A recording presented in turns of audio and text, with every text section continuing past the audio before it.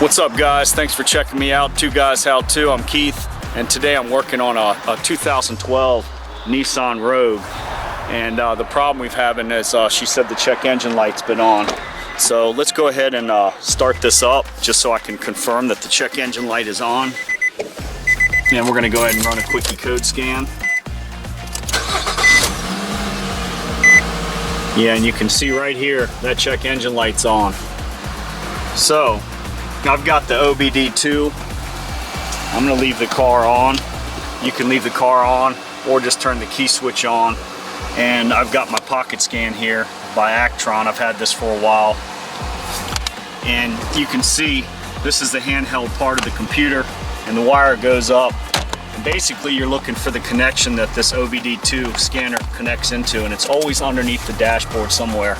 This one, and it's probably so dark, I don't know if you guys can see it. Let's see if we can get some light here. And you can see it right there, that gray. It's that gray plug right there. And you can see the plug is beveled in on each side, kind of like a pyramid. And it will match, let's see if we can leave this like that. It will match the bevel side of this. You can see this is kind of beveled in. So let's go ahead and feel around for that, and I feel the bevel going in this direction. So we're going to go ahead and plug that right in right there. Now we're plugged into the computer or the car,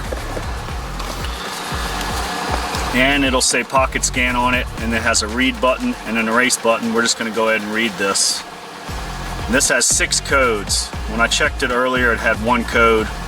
I started it a couple times with the mass airflow sensor wire off, and it created a couple more codes, so I know I'm in the right area. And if I go ahead and read it, it says P0102, P113, P101. That's the code that I'm really after, the mass airflow meter, and the mass airflow sensor or meter, whatever you want to call it. And then it'll go back through the same numbers, of the exact same numbers, and just show me a different diagram of bank 1, bank 2, which is the different sides of the motors. So you've got the read arrow here, and you've got an erase button. The erase button actually scrolls back up, gets you back to the beginning, to the 6 codes. So it'll say 6 codes, P102, 113, and 101. I'm really focusing in on the 101 because when it draws air, or it's not taking air in right through the air box into the motor, it's going to give you the 113 as well as the 102. So let's go back up to the top. Let's turn this vehicle off, and we're going to focus in on, I'm going to leave the computer still hooked up for now. Actually, I'm going to undo it because I'm going to re-plug it back in once we work on this. And if we go to our manual here, we want to go with the 101, 102, and you just scroll down. 101, mass airflow sensor. That's the one that I really am focusing in on. And we got a 102, mass airflow, circuit high and low. And I disconnected the circuit, the wire earlier, and that would show that we've got low input. So, and we've got P113, circuit high, because it's not plugged in. So I'm going to focus in, which usually goes bad, is the P101, the mass airflow sensor. So now that we've got that situated, I can show you guys where the mass airflow sensor is on this in case your car is acting up. This is the cheapest, easiest way. If you look at the air filter box here, and you've got a wire right here, here's your brake reservoir. You follow this wire right here to this plug, that's your mass airflow sensor. And it plugs right in. It basically takes air from here, from the front of the motor, and goes into the air filter, in through your intake, down into the car. So they've got that mass airflow sensor right in there. That's sensing how much air is coming in. So it tells the computer how much gas to pump into the car. And the computer works and the sensors all work together. So let's go ahead and get this out of here. It's got 2 Phillips head screws on a stock Nissan. If you changed it out, it probably has torque bits. and they've also got a 7mm head on them. If you can't reach that with the screwdriver, it won't come out. You just use a 7mm socket on both of these and they'll come out. Be careful not to drop them down in the motor, or use a magnetized screwdriver so when you pull them out. I'm going to use just my fingers, no gloves, that way when I get them loose I can bring them right out. And we're going to go ahead and disconnect this plug real quick. Alright, so I got a flathead screwdriver and I got a Phillips head screwdriver. There's a little button, you follow this wire down, there's a clip, and the clip actually connects into that mass airflow meter. And just make sure you push the one clip gentle, don't break it off. And while you're holding that in with your finger, we're going to pry up right where that sensor meets the mass air, or right where the input plug meets the mass air sensor, and we're just going to pry it. We're just going to put it in there and pry it up while we're pushing in that little button on the tab. Alright guys, so in order to get to this mass airflow sensor, you just follow the wire down and you can see the plug right here. My finger's on it. And there's a little tab right there, right where the screwdriver tip is. You just push that in.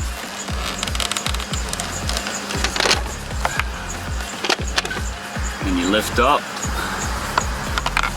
So basically I'm going to push this in with my finger and take this screwdriver around the other side here. Let's see if I can do it without blocking the view. I'm just going to take that screwdriver right underneath of it, pushing that tab.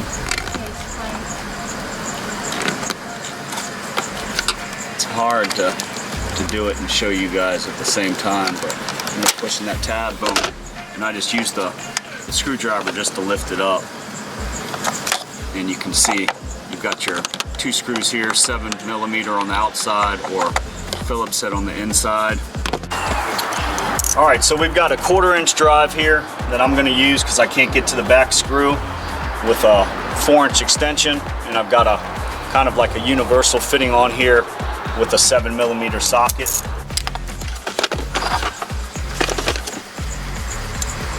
I just go ahead and use the 7mm with this kind of flexible adjuster swivel on the front. And just crack those bolts free like that.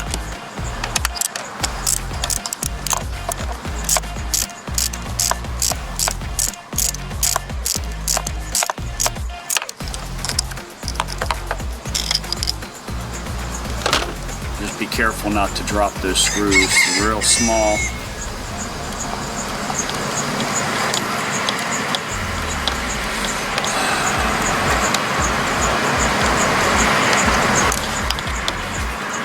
You got one in the front, you got one in the back.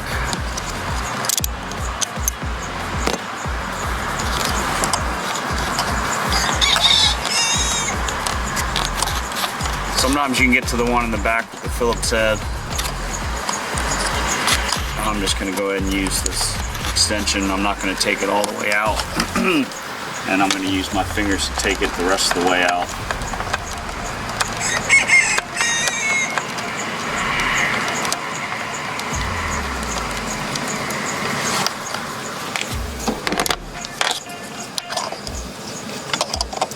And you can see this mass air sensor will just come right up out of here. You can see it.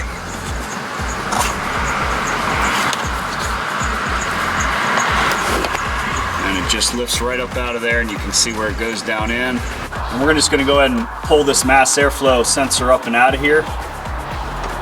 And like I said, it can only go in one way. It's got two tabs on it. One for the one bolt I couldn't get to, which was harder, and one for the front one. And if you try to put it in this way, it just won't go, it won't fit. And you'll see the shorter tab always goes to the left. It's closer to the edge here. And it's got a little gasket around here. Make sure that gasket stays on. Sometimes that gasket, it's right around this rim, will stay stuck down there. So if you go to swap it out, it'll either fall down in there, which could go into your intake. It'll fall down on the ground and you'll get a leak there, which will trigger the computer to put the check engine light back on. So we've got it out. It doesn't look that dirty, but it's also got little notches right here, little tabs cut out, little slots. And those slots go down into this one little slot on the top and one little tab on the bottom. So both of those two tabs go into these receiving joints on here. It can only go in one way, don't be afraid. And inside here you got, sometimes they're metal, or I've got another one, this is an aftermarket. This is original Nissan, this is an aftermarket. You can see the difference. The holes are the same right here, front and back. And actually the Nissan has a few more holes, which it's why I kind of want to just use the Nissan. I'm going to try to clean it first. We've got this aftermarket one. If it doesn't work in a day or two, I'll put the aftermarket in, but I generally like to stay with the OEM. And you've got little resistors kind of in there, almost filaments like in a light bulb. And we're just going to clean this one. So I've got some CRC. It's mass airflow sensor cleaner. It's good for electronics. It won't hurt the wires in here. It won't hurt any of the electronics that are on here. And we're gonna just liberally spray this. Be real liberal with it. I'm gonna get it up in the holes. I'm gonna get it right through where you can see those little filaments down in there. I'm gonna fill this thing upside, fill it up and then turn it back upside down and hose it all off and not touch it again when I put it back in. So I've got a drip tray right here. Just a little quickie drip tray. Let's just go ahead and spray down where we see that little filament in there. I'm going to spray in the hole. There's another hole in the front. I can just see it filling up inside there.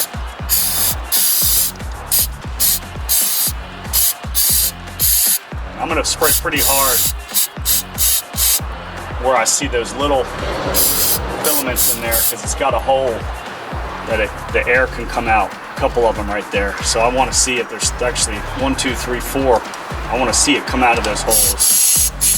Yeah, I'm liking that a lot. Hold this upside down and it dries extremely fast. It dries extremely fast. So let's take the drip tray, put that back on the ground. Go ahead and insert this. I'm going to double check around this opening. I'm going to clean it real lightly. And I'm actually going to spray a little bit of this cleaner just around the opening. Make sure we get that orifice where this little gasket doesn't sit in there. We want it dirt and debris free. So it looks good. Let's go ahead and just put it back in there. And don't try to bend it to get it in there. You don't want to bend it. It's got delicate electronics in there. And while it's out, if you wanted to, you could even hit these little connection points. They look pretty clean, but let's just go ahead and hit them as well. You never know.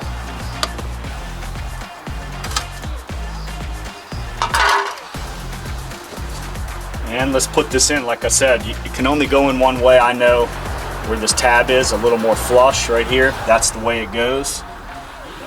And it'll lock into these other two little tabs that stick up. Remember, don't bend it, don't scrape it, don't touch it. Just put it back in. Make sure that gasket's on there.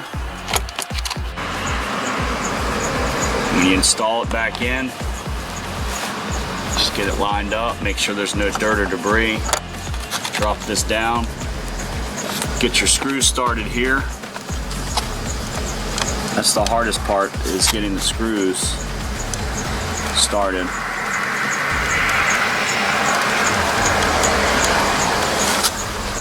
One in the back, one in the front.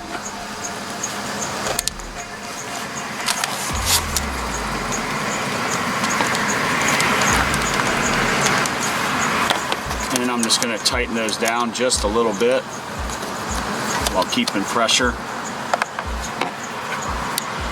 on the center of the sensor. That way the gasket seals nice and straight. And let's go ahead and tighten this back one down, just finger tight.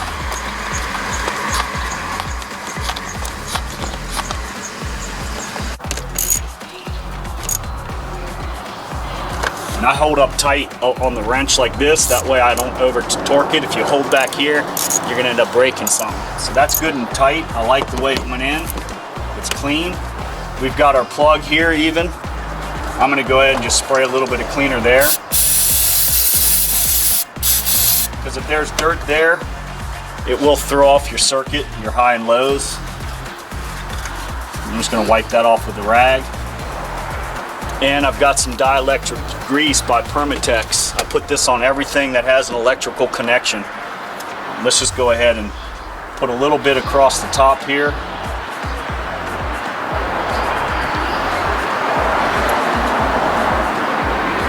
And that'll go down in that connection and keep all the debris out and make sure the connection is super tight. And if it rattles or anything like that, that grease will help keep the continuity between the wires. So, like I said, this clip can only go on to the receiving end one direction. So let's go ahead and get that down on there like so.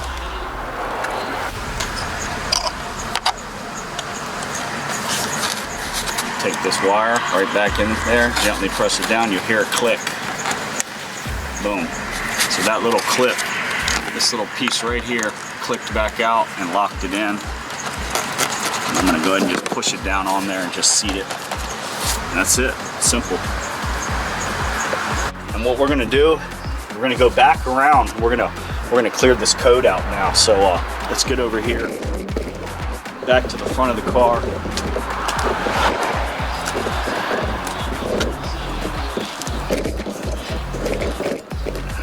Actually back to the side of the car, excuse me. And we're gonna clear this code out. So once again, I already showed you where the OBD2 connection is down in there. Let me get you guys a little closer so you can be right there with me. And it's under your driver's side kick panel here, right under the dash. And if you feel under there, you'll feel it. So we know that it's kind of contoured like this, and that's the way the OBD2 is. So let's go ahead and plug that back in. Turn the key over. You don't have to start the car, just turn the key over. And it's gonna read pocket scan. Yours might read something different. And let's just go ahead and 6 codes, so it all comes back the same way. What we're gonna do is we're gonna erase it. So let's go back up where it says 6 codes, and we're just gonna hit that erase button, and we're gonna hold it down. And it'll say erase right there, right across the screen. And I'm just gonna hit the button. Boom, and it registers right there, done.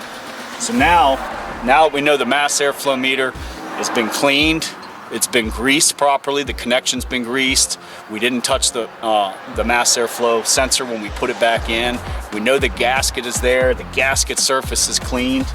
And we're gonna run this thing. If the light comes back on, then it's gonna lead me to believe the mass airflow sensor is bad. We can get into whole continuity and testing it with the ohm meter next time.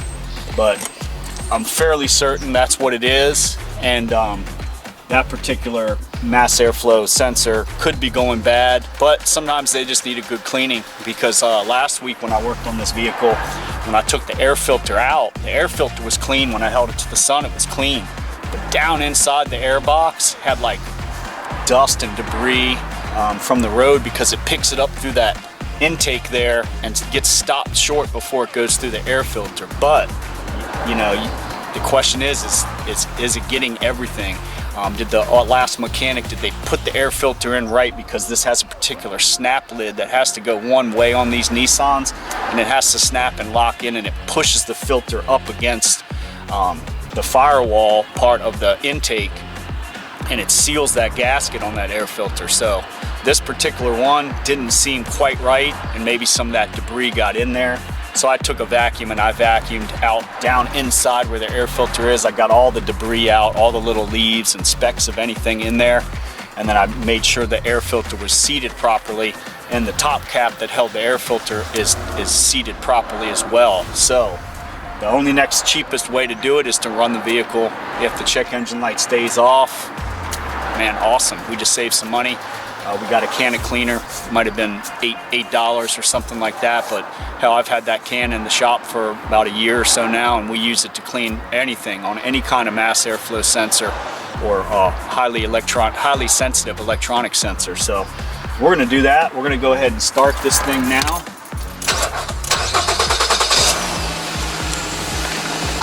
And let's see if any lights immediately turn on.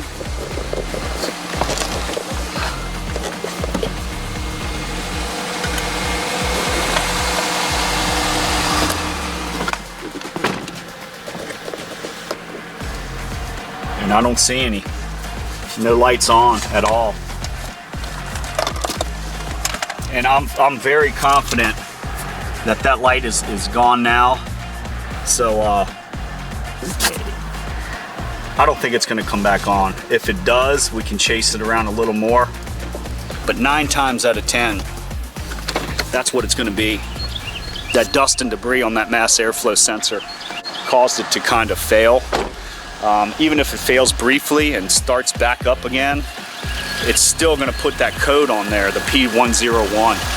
And then sometimes that can contribute to other codes. So if you get, if you get a slew of codes and you're like, oh man, I got a bunch of things wrong, it could be just one code that started and then the catalyst behind that tripped all the other codes. So go after the simplest one first, would be the mass airflow sensor. Clean it, put it back in, clear all the codes out. You can get one of those OBD2s for probably 60 bucks, maybe $30 online now. I've had that one 15, 17 years now. I'm sure they're cheaper. And just do it yourself, save that money. Don't be afraid of all those codes, just reset it. And if the check engine light does come back on, you can check it, and chances are it's gonna be just one code. It's gonna boil down to that P101, and just go and get the OEM part from Nissan or get it online, make sure it's authentic. I've used aftermarket ones in here before, and you might get a year out of them. The OEM, you'll get a bunch of years. You'll get 80,000, 100,000 miles on them. So keep that air filter clean. And this is the lid I was talking about. It has to snap down right. It actually pulls up out of here. And if you flip it around that way, it just won't go down. You want to make sure the seal and your air filter is sealed. The air filter down in there is clean. Vacuum it out. All of that debris goes up through here, right through that sensor and into the motor. So if that sensor gets triggered, P101, you're going to run into problems. And that's it. I'm going to test drive this thing up the road, and I know the problem is fixed. Keith with Two Guys How To. I'm here, you're there. Thanks for watching. I'm out of here and I'm on to the next. Fix it yourself, save that money.